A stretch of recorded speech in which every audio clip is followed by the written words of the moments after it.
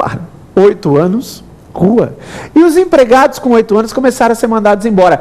Tanto é verdade que esses empregados com 8 anos que começaram a ser mandados embora, começaram a entrar com ações na Justiça do Trabalho.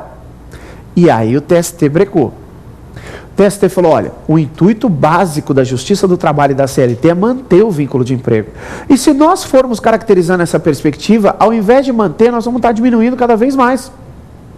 Vendo que esse regime da estabilidade decenal estava um tanto quanto fragilizado, eles projetaram um outro regime na contratação dos empregados, que passou, a partir de 1966, a ser um regime híbrido, que era o regime do Fundo de Garantia por Tempo de Serviço. O FGTS, o nosso famoso FIGETS. O FIGETS, doutores, o FGTS, que consistia, como consiste até hoje, numa poupancinha, a gente pode dizer assim, destinada a 8% sobre a remuneração do empregado, que o empregador verifica qual foi a remuneração e até o 7º dia do mês subsequente deposita isso na conta vinculada, hoje sob a égide da Caixa Econômica Federal. Esse dinheiro fica rendendo juros, tudo direitinho, os juros é 0,5% da poupança, né? Metade dos juros da poupança, melhor dizendo, metade dos juros da poupança fica lá rendendo. O que acontece é que o Fundo de Garantia passou a ser um regime híbrido. Repito, os empregados que eram contratados, eles empregados deveriam optar pelo regime do Fundo de Garantia ou estabilidade decenal. André, isso acontecia? Não.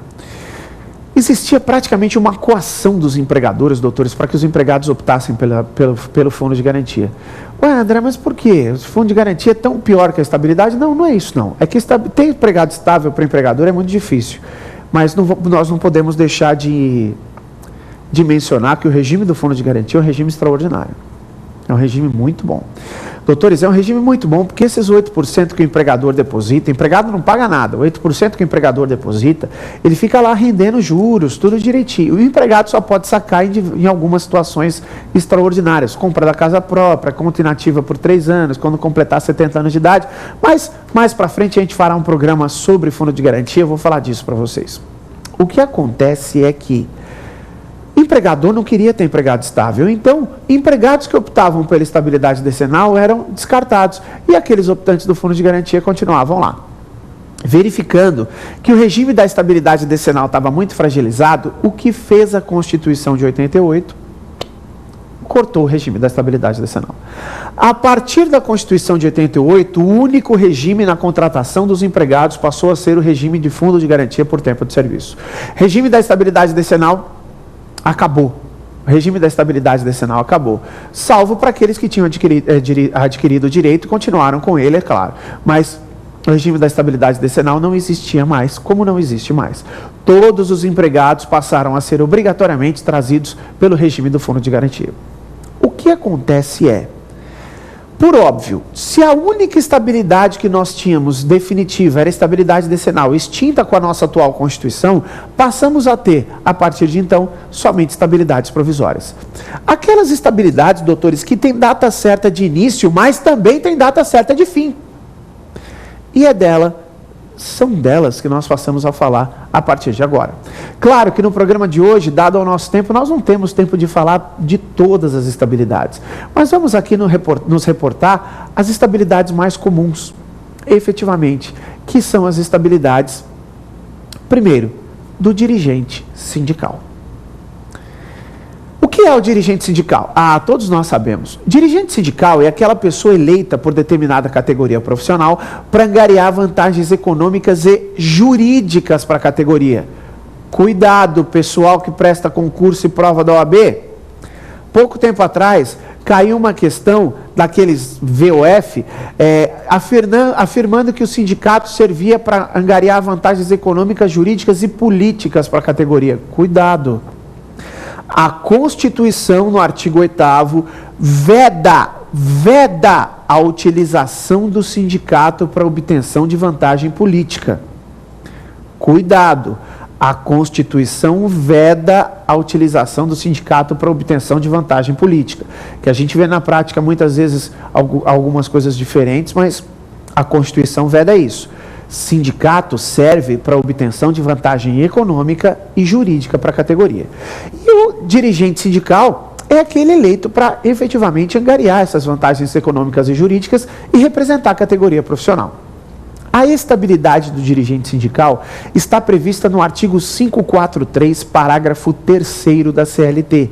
Artigo 543 e parágrafo 3º da CLT. E qual é o prazo dessa estabilidade trazida pelo 543, parágrafo 3º da CLT? Do registro da candidatura e, se eleito, até 1 ano após o final do mandato. Do registro da candidatura ao cargo de dirigente sindical e, se eleito, até 1 ano após o final do mandato. Do registro de sua candidatura a cargo de direção sindical e, se eleito, até 1 ano após o final do mandato. Titulares e suplentes. Titulares e suplentes. Porque para cada dirigente sindical titular tem que ter um suplente, para em caso de impossibilidade de comparecimento nas reuniões, o suplente possa tomar o seu lugar. Portanto, titulares e suplentes têm estabilidade do registro de sua candidatura e ser eleitos até 1 ano após o final do mandato. André, condição sine qua non o mandato? Não, claro, não tenha dúvida que sim. Não tem a menor dúvida que sim. É condição sine qua non o mandato. Porque se não tiver mandato, acaba na hora da eleição.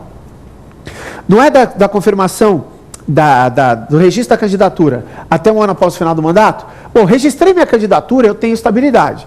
Tem aí a eleição, eu não fui eleito, foi eleito outra pessoa, não foi o André eleito dirigente sindical. Pelo amor de Deus, então, eu não tenho, acabou minha estabilidade na hora.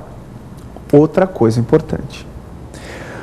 O empregado sindicalizado só terá direito a esta estabilidade se ele exercer na empresa atividade compatível com o sindicato em que ele foi eleito.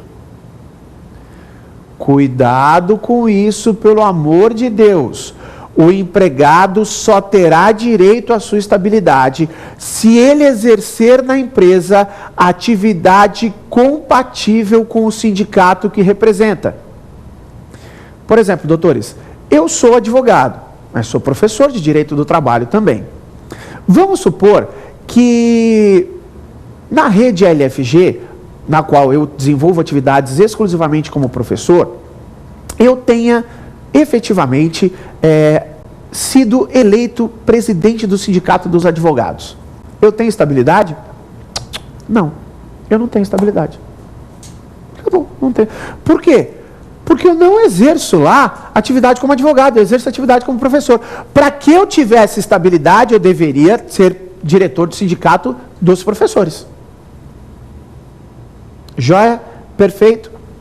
Segundo tipo de estabilidade que nós vamos tratar é a estabilidade dos membros da CIPA. Membros da CIPA. O que é CIPA? É a Comissão Interna de Prevenção de Acidentes. CIPA é Comissão Interna de Prevenção de Acidentes. Doutores, a instituição da CIPA, ela não é obrigatória. A empresa, ela não precisa obrigatoriamente instituir a CIPA. Salvo se ela tiver mais de 50 empregados. Peraí, André, como é que é? É isso mesmo que eu estou falando. Empresas com mais de 50 empregados têm que ter CIPA. Mais de 50 empregados têm que ter CIPA. Tá? Se não tiver 50 empregados, não precisa ter CIPA. Tá bom? Que é, repito, a Comissão Interna de Prevenção de Acidentes. A estabilidade do membro da CIPA, ela é regida constitucionalmente. Ela foi elevada a nível constitucional pelo artigo 10, inciso 2º, a linha A do ADCT. Artigo 10, inciso 2º, a linha A do Ato de Disposições Constitucionais Transitórias.